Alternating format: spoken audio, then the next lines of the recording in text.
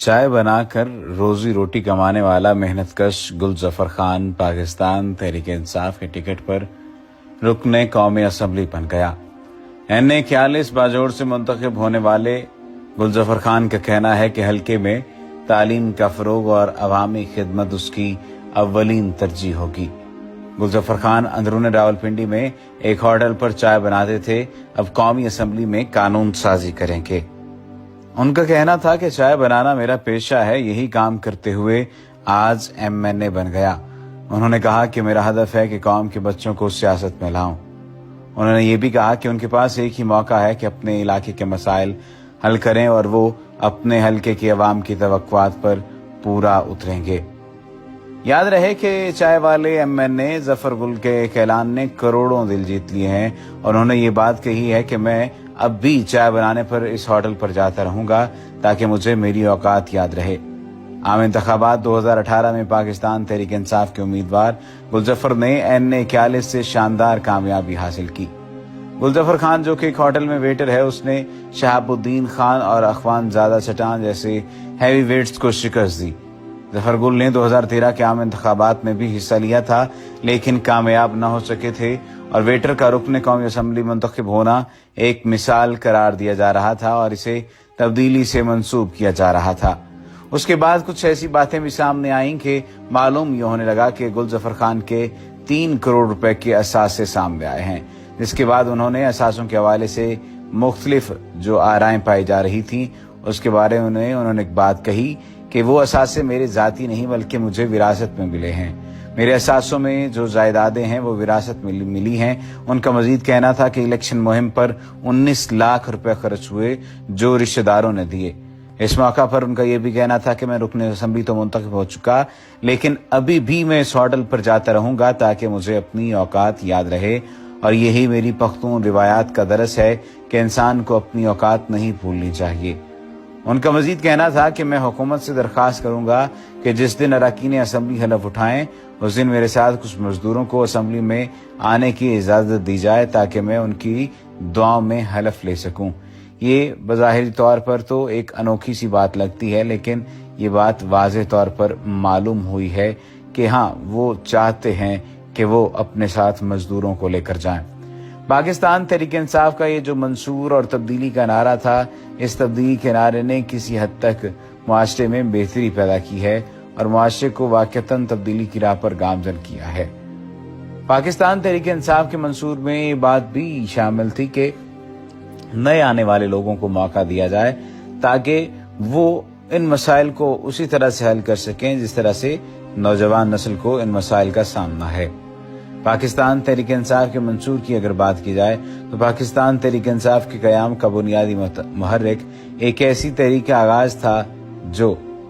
عدل و مساوات پر مبنی ایک ایسے معاشرے کے لیے جدوجہد کر سکے جس کی اساس حضرت محمد صلی اللہ علیہ وآلہ وسلم کا عطا کردہ وہی میثاق مدینہ ہو جس نے اسے بے مثال اسلامی ریاست کو تخلیق کیا جو عدل اور سماجی انصاف کے زرعی اصولوں پر استوار کی گئی تھی اور جس سے تہذیب انسانی کی اولین فلاحی ریاست ہونے کا اعزاز حاصل ہے۔ شومی قسمت جیسا کہ نامور مسلمان فلسفی ابن خلدون نے خبردار کیا تھا کہ مسلمانوں کی تہذیب کا زوال تب ہوا جب نظام عدل سے انحراف کیا گیا۔ عدل و مساوات کے یہی وہ رہنما اصول تھے جن پر قائد اعظم محمد علی جناح نے مملکت پاکستان کی بنیاد رکھی اور یہی اصول پاکستان تحریک انصاف کی فکری اساس بھی ہیں۔ سیاست برائے سیاست PTI کا مقصد نہیں بلکہ سیاست برائے خدمت کا علم اٹھائے۔ ہم محض اس عزم کے ساتھ میدان عمل میں گزشتہ 3 دہائیوں سے سرگرم عمل ان کو دیکھتے ہیں تاکہ ایسی فلاحی ریاست کا خواب شرمندہ تعبیر ہو سکے جہاں قانون کی حکمرانی، قابلیت اور شفافیت کی ضمانت تمام شہریوں کو حاصل ہو، جہاں محروم اور بزرگ طبقوں کو سماجی فلاح کے مؤثر اور مربوط انتظامات تک رسائی حاصل ہو اور جہاں بے عیب نظام عدل وہ بنیاد بنے جس پر قوم تخلیق ہو سکتی ہو، جہاں شہریوں کو صحت سے لے کر تعلیم اور جان و مال کے تحفظ تک ہر شعبہ زندگی میں مساوی مواقع میسر ہوں، اور یہی وہ میزان عدل ہے جو خواتین، اقلیتوں، معذوروں اور مجبوروں کو اہل جبر کے ہاتھوں ہونے والے استحصال اور امتیاز سے محفوظ رکھتی ہے۔ پاکستان تحریک انصاف اس عام آدمی کی سیاسی آواز ہے جو کسی بھی صنفی اور سماجی تشخیص سے بے نیاز ہے اور اپنے خاندان کے لیے ایک بہتر مستقبل کی کوشش کرتا ہے۔ پی ٹی آئی کا نصب العین اسی سبز سنہرے مستقبل کا حصول ہے۔ تحریک پاکستان کے لیے پاکستان کی انمول دولت پاکستان کے لوگ ہیں۔ پھر سچے، محنتی اور پرامن لوگ، یہی وجہ ہے کہ اپنی ابتدا سے لے کر آج تک پی ٹی آئی نے خود کو بلا تعصب رنگ، نسل، صنف و مذہب ہر پاکستانی کی فلاح و بہبود کے لیے وقف رکھا ہے، اور پاکستان تحریک انصاف کا ہدف قابلیت اور بروقت خدمت کی صلاحیتیں رکھے ایک مؤثر عوامی حکومت کا قیام ہے، کیونکہ یہ ہمارا متفقہ تجزیہ ہے کہ پاکستان میں جاری طرز حکمرانی بحران دراصل اس دیمک زدہ ریاستی ڈھانچے کا شاخسانہ ہے جس نے اشرافیہ کے ایک مختصر طبقے کے سوا ریاست کے ہر شہری میں احساس محرومی کو پروان چڑھایا ہے۔ پی ٹی آئی کی اولین ترجیح اس بدعنوان اور شکستہ نظام کا خاتمہ اور اس کی جگہ عدل و مساوات پر مبنی نئے طرز حکومت کا حیا ہے، تاکہ بدعنوان اور نااہل اشرافیہ کی ظالمانہ طرز پر حکومت کو ماضی کا ایک قصہ پارینہ بنایا جا سکے۔ آپ یہ بات دیکھ لیجئے کہ ایک شخص جو کہ چائے بنایا کرتا تھا، کیسی تبدیلی آئی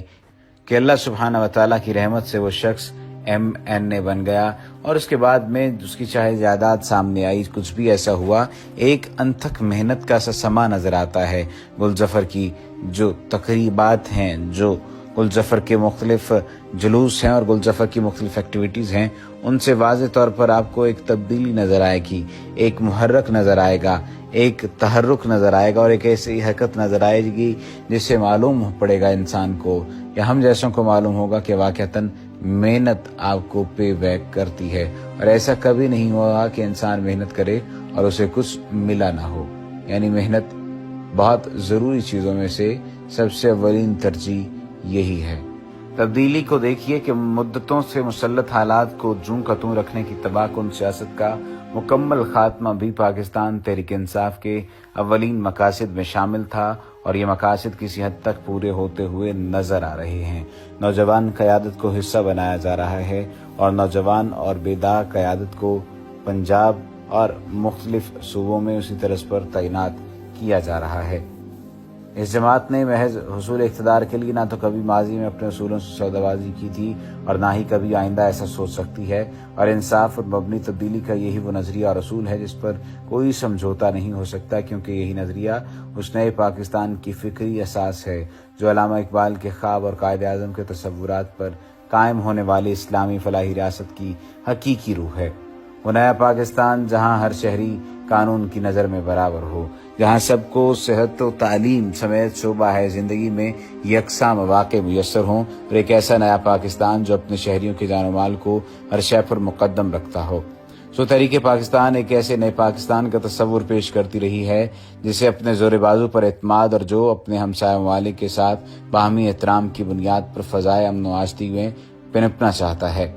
وہ پاکستان جو کرۂ خاکی کی تمام ریاستوں کے ساتھ شفاف، باہمی مفید اور ایک دوسرے کی حاکمیت اعلیٰ کے احترام پر مبنی دوستانہ تعلقات استوار کرنا چاہتا ہے۔